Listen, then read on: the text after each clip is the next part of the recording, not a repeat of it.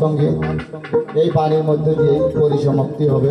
যত সাধুগুরু জ্ঞানীগুরু মহাজন আছেন সকল চরণে আমার ভক্তি হয়ে শ্রদ্ধা সালাম রইল। বলতে গেলে আমাকে অবশ্যই ক্ষমার দৃষ্টিতে দেখবেন। ধন্যবাদ। জয়